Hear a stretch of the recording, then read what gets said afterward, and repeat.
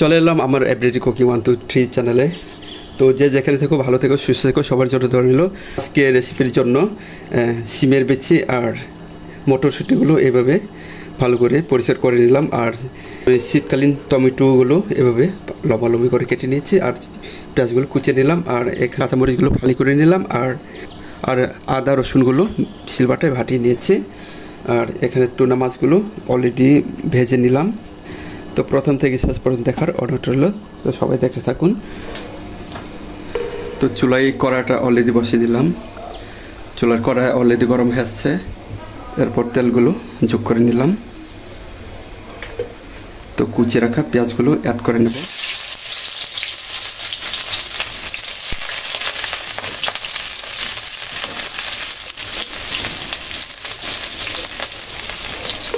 এরপর যোগ করে নেব আদা রসুন পেস্ট, এগুলো সিলবাটায় বেটে রেখেছিলাম।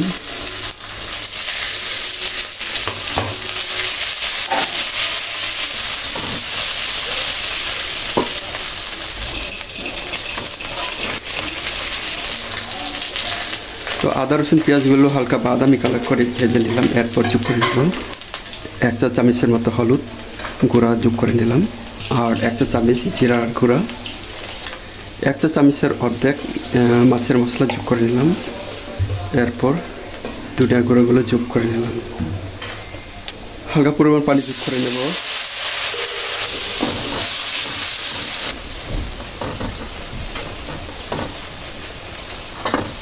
তো মশলাগুলো কষে নেওয়ার পর এরপর পরিমাণ মতো লবণ দিয়ে দিলাম।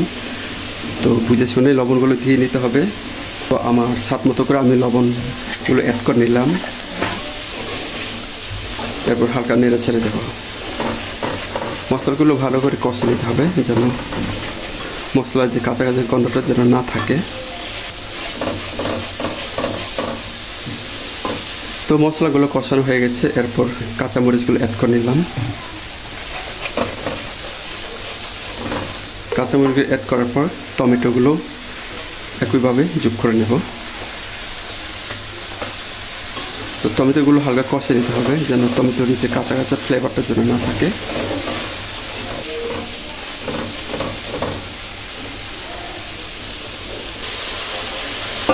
তো টমেটোগুলো অনেকক্ষণ সময় নিয়ে কষে নিলাম। এরপর সিমের বিচি আর মটরশুঁটিগুলো অ্যাড করে নিলাম। তো মটরশুঁটি আর সিমের বিচিগুলো কিছু সময় নিয়ে কষে নিচ্ছি।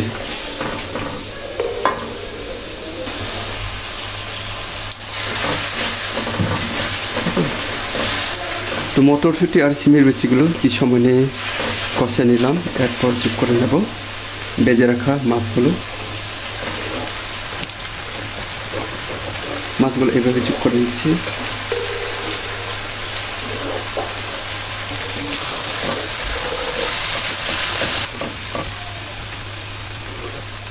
এরপর পরিমাণ মতো পানি যোগ করে নেব।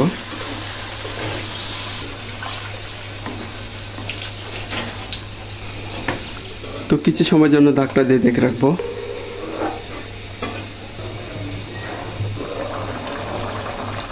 তো কিছু সময় পর আবার চলে এলাম।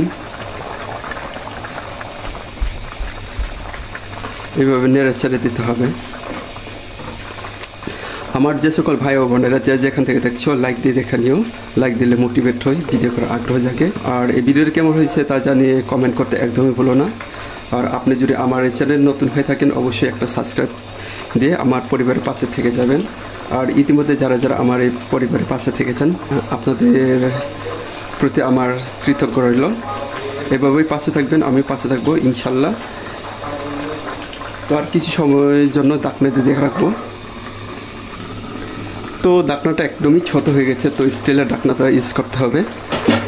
তো স্টিলের ঢাকনাটা ইউজ করে নিলাম।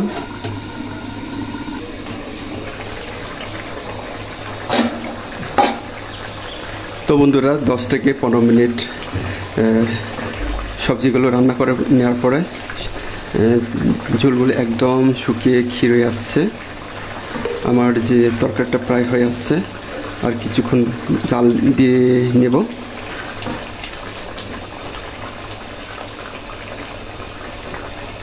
আর কিছুক্ষণের জন্য ঢাকনা দিয়ে ঢেকে রাখবো।